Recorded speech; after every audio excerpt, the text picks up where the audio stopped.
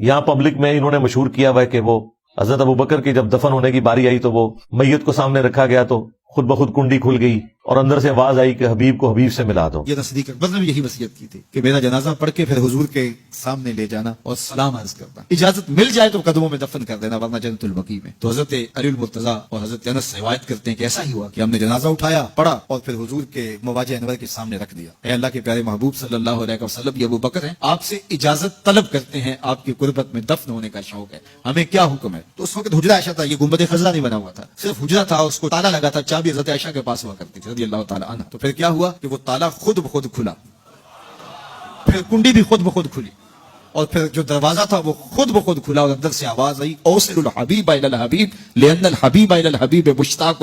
یار کو یار سے ملا دو, یار تو پہلے یار کا انتظار کر رہا. یار کو یار سے ملا دو, یار تو پہلے یار کا انتظار کر رہا. یار کو یار سے ملا دو, یار تو پہلے یار کا انتظار کر رہا. قبر رسول صلی اللہ علیہ وآلہ وسلم کی حاضری اس پلانٹ ارتھ پہ نفلی عبادات میں افضل ترین عبادت ہے, اس میں کوئی شک نہیں ہے. آپ صلی اللہ علیہ وآلہ وسلم کی قبر مبارک اس دنیا کا حصہ نہیں ہے, وہ جنت کا ٹکڑا ہے. بخاری اور مسلم دونوں میں حدیث ہے کہ میرے گھر سے لے کر میرے ممبر تک ریاض الجنہ ہے, جنت کے ٹکڑوں میں سے ایک ٹکڑا ہے. اور اس حدیث کے اوپر امام بخاری نے باب باندھا ہوا ہے کہ قبر رسول سے لے کر نبی صلی اللہ علیہ وآلہ وسلم کے ممبر تک یہ جنت کا ٹکڑا ہے. حالانکہ حدیث میں الفاظ تھے میرے گھر سے میرا ممبر, لیکن امام بخاری نے باب باندھا قبر رسول سے لے کر ممبر رسول, کیونکہ پریکٹیکلی آج اس گھر میں نبی الاسلام کی قبر مبارک ہے, وہ جنت کے ٹکڑے میں. یہی وجہ ہے کہ صحیح بخاری میں آتا ہے سیدنا عمر کو جب زخم لگا اور ان کا معدہ کٹ گیا, جب انہیں یہ امید ہوئی کہ اب میں زندہ نہیں بچوں گا اس زخم سے, تو انہوں نے عبداللہ بن عمر کو بھیجا سیدہ عائشہ کے پاس اور کہا کہ سیدہ عائشہ سے کہنا کہ عمر بن خطاب عرض کرتا ہے کہ میں اپنے 2 ساتھیوں کے ساتھ دفن ہونا چاہتا ہوں, یعنی روضہ شریف میں, چونکہ وہ حجرے عائشہ کا حصہ تھا, وہ ایک کمرہ, تو اس لیے اما عائشہ کی اجازت ضروری تھی. عبداللہ بن عمر کو حضرت عمر نے کہا تم نے امیر المومنین نہیں کہنا, عمر بن خطاب کہنا ہے. ہاں, کیونکہ یہ نہ ہو کہ امیر المومنین کہو تو پھر وہ اسے حکم سمجھیں گی, ظاہر ہے اما عائشہ پہ بھی تو حاکم وقت کا حکم ماننا فرض تھا, امیر المومنین نہیں بولنا.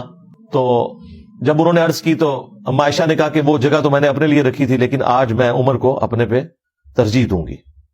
اب جب واپس آ کے خوشخبری سنائی تو حضرت عمر نے کہا کہ واللہ میرے لیے اس سے بڑھ کر کوئی محبوب چیز نہیں تھی کہ میں رسول اللہ کے ساتھ دفن ہوتا. جب میں مر جاؤں تو پھر ایک دفعہ میری میت کو دفنانے سے پہلے سیدہ عائشہ سے پوچھ لینا, ہو سکتا ہے انہوں نے میرے روب کی وجہ سے اجازت نہ دے دی ہو, اور جب وہ اجازت دیں تو مجھے دفن کر دینا, ادروائز مجھے مسلمانوں کے قبرستان میں دفن کر دینا. خیر وہ ان کو وہاں پہ دفن ہونا نصیب ہوا. یہاں پبلک میں انہوں نے مشہور کیا ہوا ہے کہ وہ حضرت ابوبکر کی جب دفن ہونے کی باری آئی تو وہ میت کو سامنے رکھا گیا تو خود بخود کنڈی کھل گئی اور اندر سے آواز آئی کہ حبیب کو حبیب سے ملا دو. دیکھیں کتنا بڑا جھوٹ بولتے ہیں یہ لوگ. مطلب یہاں پہ تو حضرت عمر کو بھی چاہیے تھا کہ وہ یہی کہتے کہ میری لاش کو بھی جا کے رکھ دینا روضہ شریف کے سامنے, خود اندر سے آواز آئے گی, جبکہ ابوبکر کے لیے آئی ہے تو میرے لیے بھی آئے گی, میں بھی تو اللہ کے نبی کا ساتھی ہوں. بخاری مسلم میں نہیں آتا مولا علی کا جو خطبہ ہے سیدنا عمر کی میت پہ کہ میں نے بارہا سنا تھا, میں ابوبکر اور عمر داخل ہوئے, میں ابوبکر اور عمر نکلے, تو میں اکثر ابوبکر کے ساتھ آپ کا نام سنتا تھا, رسول اللہ صلی اللہ علیہ وآلہ وسلم لیا کرتے تھے, تو مجھے امید تھی کہ تم اپنے 2 ساتھیوں کے ساتھ جا ملو گے. تو اس میں بھی ابوبکر اور عمر اکٹھا ذکر ہے, لیکن یہ ہے بخاری شریف, وہ ہے کہانی شریف, یہ فرق ہے. بخاری شریف میں یہ ہے کہ حضرت عائشہ سے اجازت لی, کہانی شریف میں یہ ہے کہ کنڈی خود کھل گئی. ٹھیک ہے, کہتے تالا بھی کھل گیا, تالا تو ہوتا ہی نہیں تھا ادھر بھائی. تو اس وقت حجرہ عائشہ تھا, یہ گنبد خضرا نہیں بنا ہوا تھا, صرف حجرہ تھا, اس کو تالا لگا تھا, چابی حضرت عائشہ کے پاس ہوا کرتی تھی رضی اللہ تعالیٰ عنہ. تو پھر کیا ہوا کہ وہ تالا خود بخود کھلا, پھر کنڈی بھی خود بخود کھلی, اور پھر جو دروازہ تھا وہ خود بخود کھلا اور اندر سے آواز آئی اوصل الحبیب الی الحبیب لان الحبیب الی الحبیب مشتاق. یار کو یار سے ملا دو, یار تو پہلے یار کا انتظار کر رہا. تالا کہاں سے آیا؟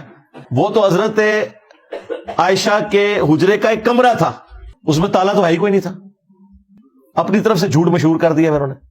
صحیح بخاری میں حدیث ہے کہ حضرت عمر فاروق رضی اللہ تعالیٰ عنہ یہ دعا مانگا کرتے تھے, اللہم ارزقنی شہادتا فی سبیلک واجعل موتی فی بلد رسولک صلی اللہ علیہ وآلہ وسلم.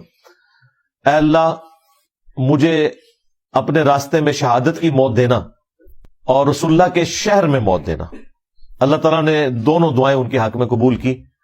نبی صلی اللہ علیہ وآلہ وسلم کے شہر میں موت آئی اور دفن بھی ہوئے روضہ شریف میں نبی علیہ السلام کے ساتھ، اور شہادت کی موت بھی ملی۔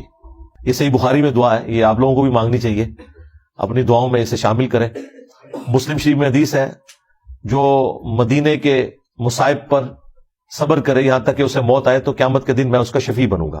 اور جامع ترمذی میں حدیث ہے کہ ہو سکے تو مدینے میں مرو، جو مدینے میں مرے گا میں اس کی شفاعت کروں گا۔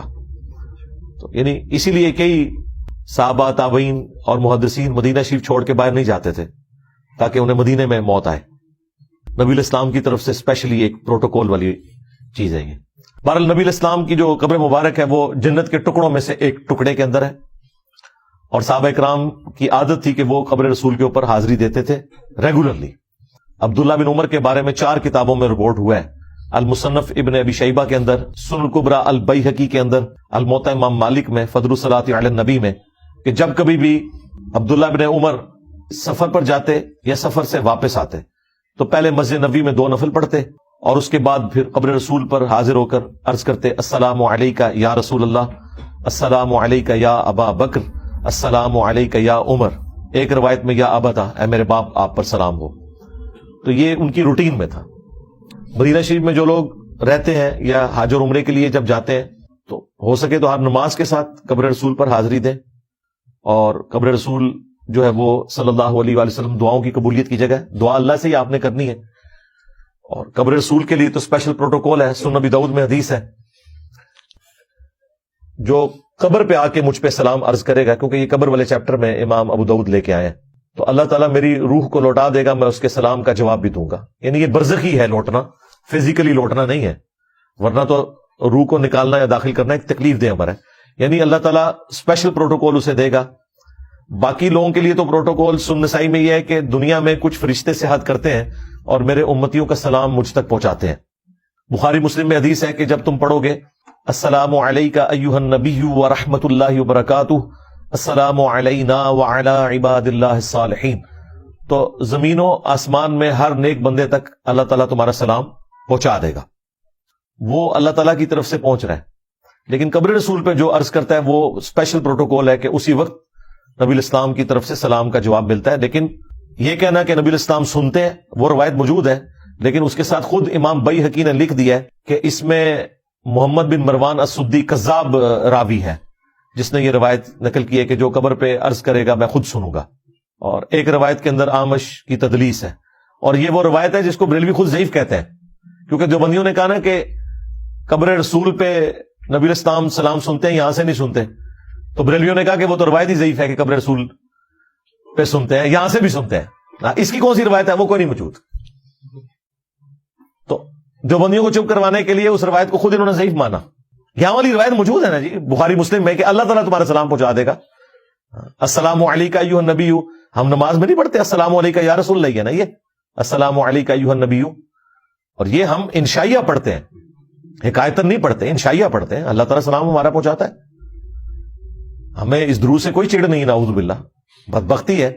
لیکن اذان کے ساتھ جو آپ نے ایڈ کر دیا ہے یہ آپ نے بدعت کی ہے۔ ویسے آپ پڑھیں، اذان کے بعد پڑھیں، اسپیکر بند کر کے جتنا مرضی پڑھیں، وہ تو مسلم شریف میں حدیث ہے جو اذان کا جواب دے اس کے بعد درود شریف پڑھے اور الوسیلہ والی دعا مانگے، اور وہ دعا بخاری کے اندر آئی ہے، تو میری شفاعت ایسے شخص کے لیے حلال ہو جائے گی۔ تو وہ آپ ضرور درود شریف پڑھیں، جو ان سے مرضی درود شریف پڑھیں جو بھی احادیث کے اندر آیا ہے۔ باقی قبر رسول صلی اللہ علیہ وآلہ وسلم کا اسپیشل ہی پروٹوکول ہے۔ ایک اور حدیث ہے ابو داؤد کے اندر کہ میری قبر پہ میلہ نہ لگا لینا، تم دنیا کے کسی بھی حصے میں درود پڑھو گے نا اللہ تمہارا درود مجھ تک پہنچا دے گا۔ اللہم صلی علی محمد وعلی آل محمد، یعنی درود کے لیے بھی میلہ نہیں لگانا قبر کے اوپر۔ تو قبر رسول صلی اللہ علیہ وآلہ وسلم کا پروٹوکول ہے۔